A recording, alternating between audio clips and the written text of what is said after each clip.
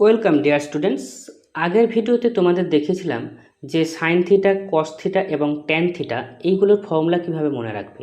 সেই শর্টকাট নিয়ম এসওএইচ, সিএএইচ এবং টিওএ এই ফর্মুলাটা। ওকে, তা এই ত্রিকোণমিতিক ফর্মুলাগুলো মনে রাখতে কি তোমার অসুবিধা হয়? যদি অসুবিধা হয় তাহলে এই ভিডিওটা অবশ্যই তোমার জন্য খুবই গুরুত্বপূর্ণ। সূত্রকে বুঝতে হবে, সেই সূত্রটা কিভাবে এসেছে সেটাকে মুখস্থ করলে হবে না। মুখস্থ করলেই সেটা ভুলে যাব এবং মনে রাখার একটা চাপ এসে যাবে। সুতরাং মুখস্থের চাপটা দূর করে কিভাবে স্টেপ বাই স্টেপ সূত্রটাকে মনে রাখবে, সেই জন্যই এই ভিডিওটা খুবই গুরুত্বপূর্ণ তোমাদের কাছে। ওকে, তা এসো স্টেপ বাই স্টেপ আমি ফর্মুলাগুলো নিয়ে আলোচনা করি। ওকে, আচ্ছা, প্রথমে বলি যে আগের ভিডিওতে আমি বলেছিলাম sine theta,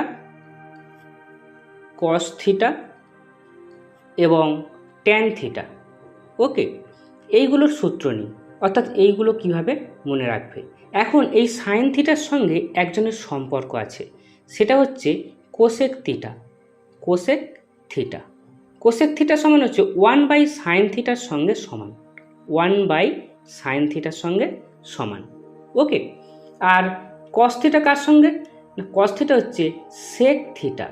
sec theta equal to হচ্ছে 1 বাই কস থিটা। আর ট্যান থিটা কার সঙ্গে সম্পর্ক? কট থিটার সঙ্গে। কট থিটা ইকুয়াল টু হচ্ছে 1 বাই ট্যান থিটা। ওকে, এবারে দেখো এটাকে যদি আমরা কোনাকুনি গুণ করি, cosec theta into sine theta equal to 1 আসছে।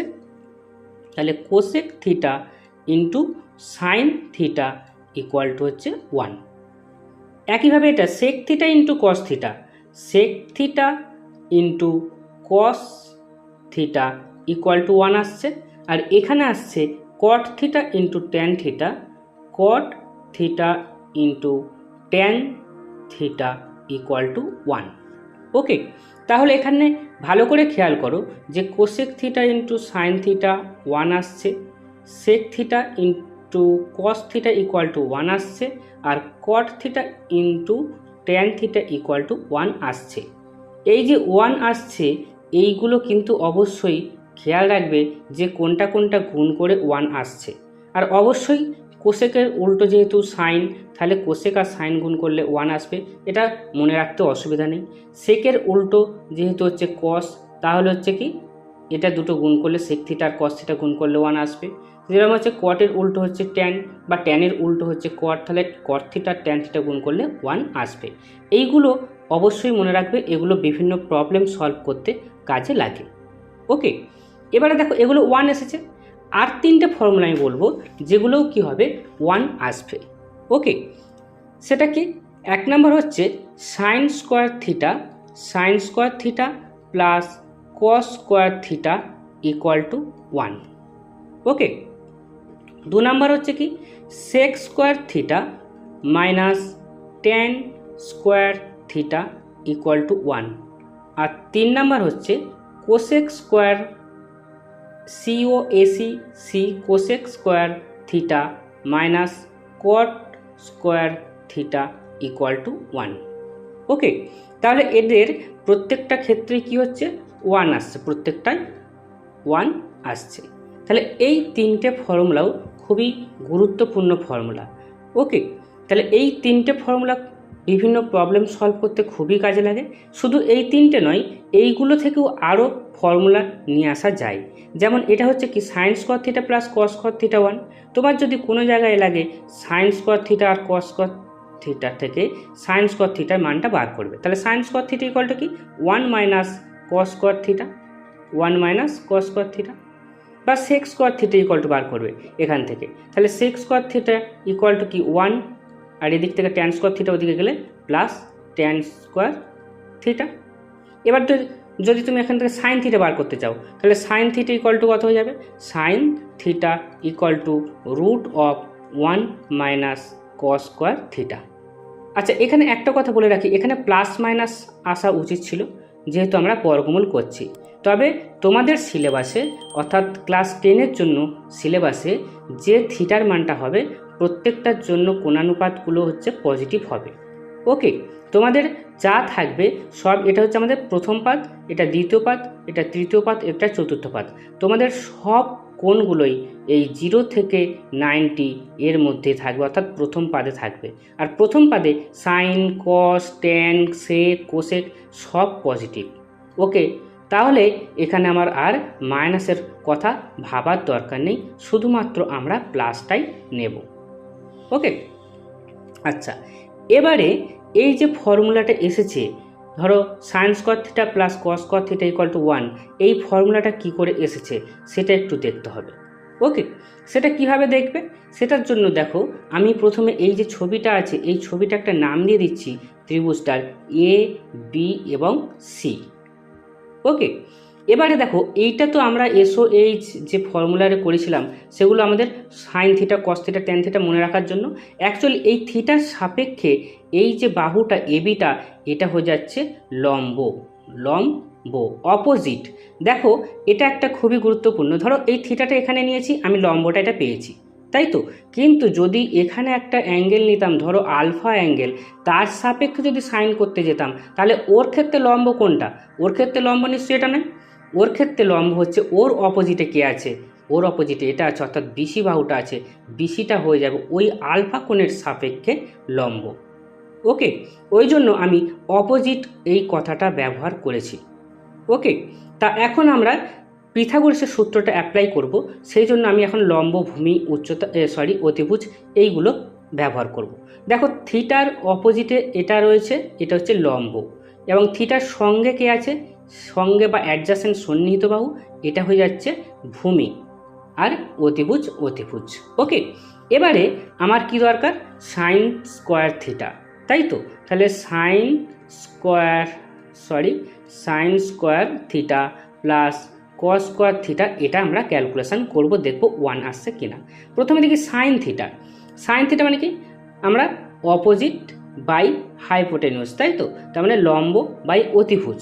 ঠিক আছে, তাহলে লম্ব বাই অতিভুজ। আচ্ছা, লম্ব বাই অতিভুজই লিখছি। ধরো লম্ব বাই অতিভুজ তার square plus cos theta. Cos theta মানে হচ্ছে কি? ভূমি বাই অতিভুজ, তাহলে ভূমি বাই অতিভুজ। ওকে, তার স্কোয়ার ইকুয়াল টু, এটা কি লম্ব স্কোয়ার বাই অতিভুজ স্কোয়ার, তাহলে লম্ব স্কোয়ার বাই অতিভুজ তার স্কোয়ার প্লাস এটা ভূমি স্কোয়ার বাই অতিভুজ তার স্কোয়ার ইকুয়াল টু, লসাগু কী হবে? অতিভুজ স্কোয়ার, তাহলে লসাগু হচ্ছে অতিভুজের স্কোয়ার, আর উপরে লম্ব স্কোয়ার প্লাস ভূমি স্কোয়ার, লম্ব স্কোয়ার প্লাস ভূমি তার স্কোয়ার। ওকে, এবার লম্ব স্কোয়ার প্লাস ভূমি স্কোয়ার, লম্ব স্কোয়ার প্লাস ভূমি স্কোয়ার করলে কী পাবো? অতিভুজ স্কোয়ার। তাহলে এটা হচ্ছে উপরেরটা হয়ে গেল অতিভুজ স্কোয়ার, তাহলে অতিভুজ স্কোয়ার, আর নিচে আছে অতিভুজ স্কোয়ার। ওকে, তাহলে অতিভুজ স্কোয়ারকে অতিভুজ স্কোয়ার দিয়ে ভাগ করলে দুটো কেটে গেলে 1 হয়ে যাচ্ছে। ওকে, তাহলে আমার sign square theta plus cos square theta, সেটা ইকুয়াল টু কী পেলাম? 1 পেলাম। তাহলে আমাদের এই ফর্মুলাটা প্রমাণ হয়ে গেল। ওকে, তাহলে একইভাবে সেক স্কোয়ার থিটা থেকে ট্যান স্কোয়ার থিটা, এটা লেস করতে হবে। ওকে, তাহলে করলে 1 পাওয়া যাবে, তাই তো? দেখা যাক ওটা আসছে কিনা 1টা। আচ্ছা, আমরা কি করব? সেক স্কোয়ার থিটা, তাই তো?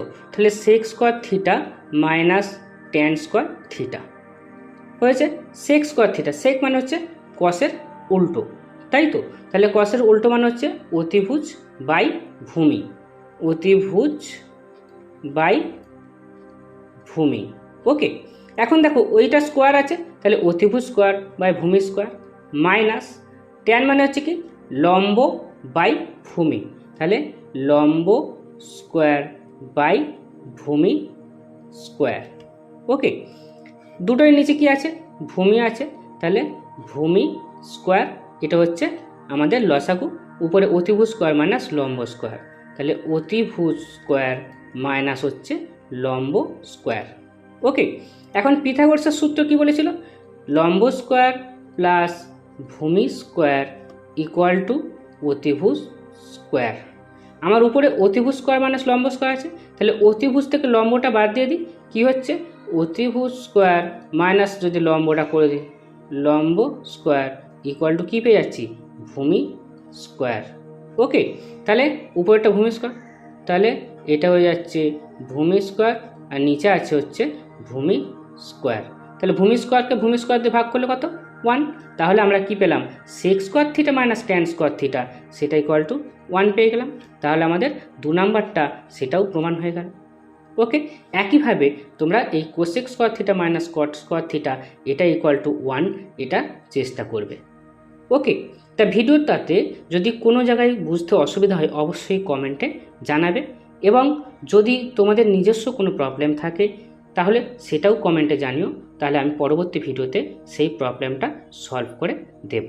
ওকে, এবারে পরপর স্টেপ বাই স্টেপ আরও অনেক ফর্মুলা শেখাবো, সেগুলো প্রবলেম সলভ কিভাবে করতে হবে সেইগুলো করাতে করাবো।